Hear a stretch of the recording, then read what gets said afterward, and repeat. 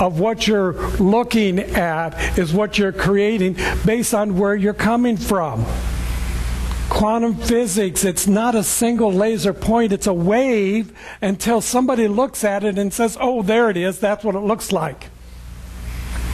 But it's just your perception of your world, kind of interlinked and interwoven with everybody else's perception of this world. And as we start crossing all of these wild imaginations that many of us have, then it's no wonder the world looks the way it looks like.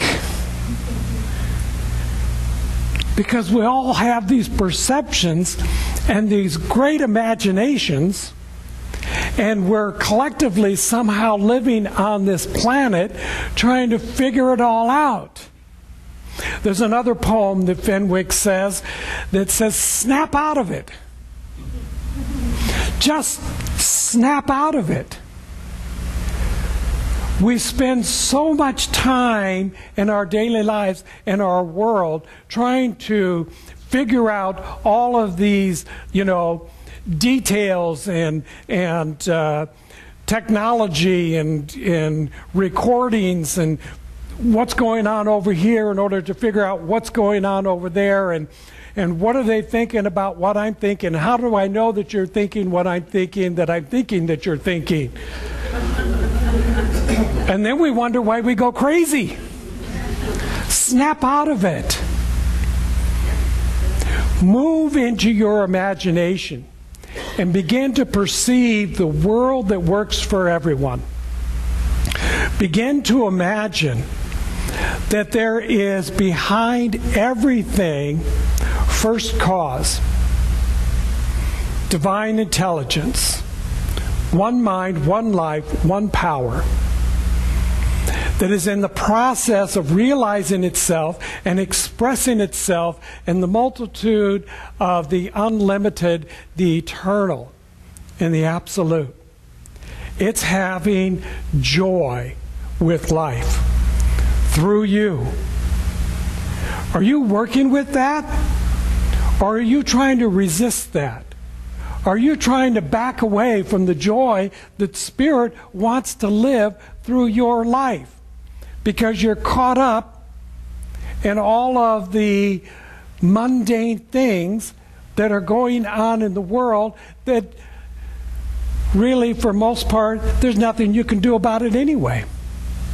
It's somebody else's perception creating another experience someplace in the world. And yet, we want to somehow be involved in it. So we sit down in front of the TV, we turn on CNN to find out what's going on in the rest of the world. Like I'm going to do something about it. Now, some of it is really tragic. It's very disturbing to see the experience that's going on in Norway at this time in this place.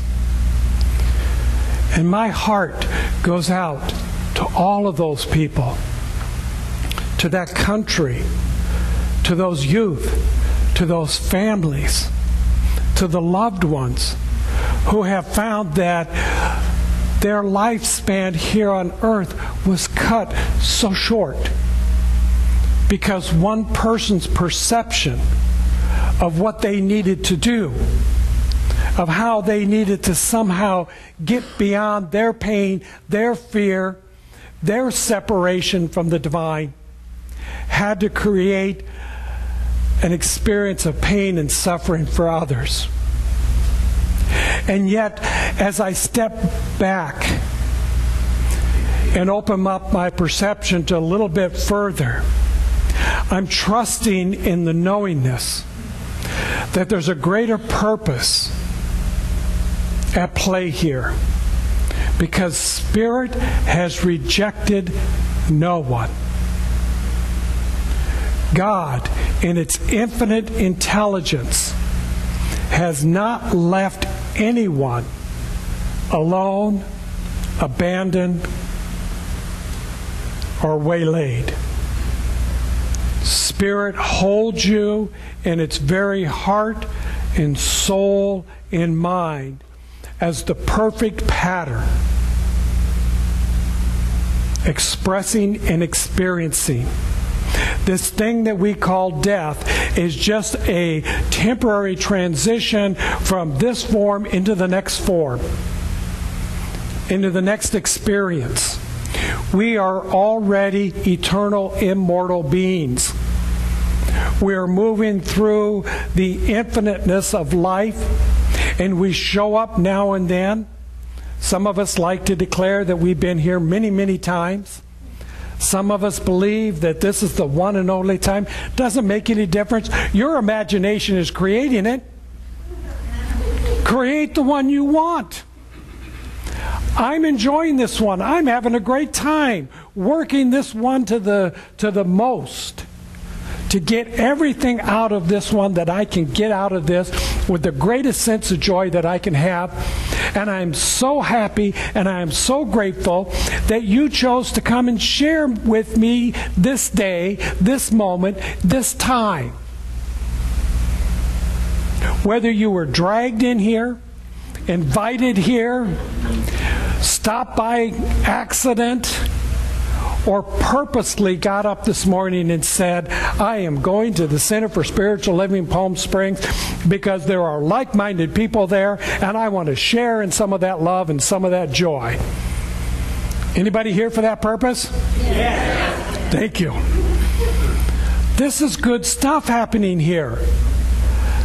This is some magical things that are beginning to evolve and emerge and move through here. So many of you know that I'm kind of into this magical moment lately because I was teaching this course in the Company of the Chalice. Kind of a King Arthur's tale around the round table, bringing in, the members of the Company of the Chalice, and one of them is the sorcerer. And the apprentice to the sorcerer is Jazz. Jazz has chosen to be the apprentice to the sorcerer. And he's been working his magic. And it kind of showed up, and who knows why it shows up this way. But we had a big tree out here that just one day broke off like half of the tree. It had dry rot. It was overweighted. Who knows, what created and caused all of it. But we went out and we've started to bring it down into firewood. That's its next experience. It had imagined this being firewood. And out of this, Jazz started to discover, because we were curious, well, what kind of a tree is this? So I've been here 6 years, and I really had no idea what kind of a tree it was. But it's a carob tree. We actually have several carob trees on our property here. How many here, because I checked in my pantry, and I have a 1-pound can of carob powder. Anybody else have carob powder in their pantry? Yeah. It's growing wild right here on our property. Who would have thought? However, Jazz, in his magical way, began to study this and figure this out and came up with quite a bit of information about the carob pod. So he began to separate them, much to Patricia's dismay, in their living room. So here were the sorcerer approved pods, and here was food approved pods. These are the ones he was going to cut up and eat edible, and here was another selection for later on, whatever you wanted it to be. But as he began to understand this and figured out, because see, I would have thought it was the seed. It's the pod itself is the sweetness. And so he's been cutting these up, putting them in little wizard bags, because he's apprenticed to the sorcerer, and he's been sharing it with all of us. This carob powder, and it's very sweet to the taste. Who would have thought? Right there, right outside our window.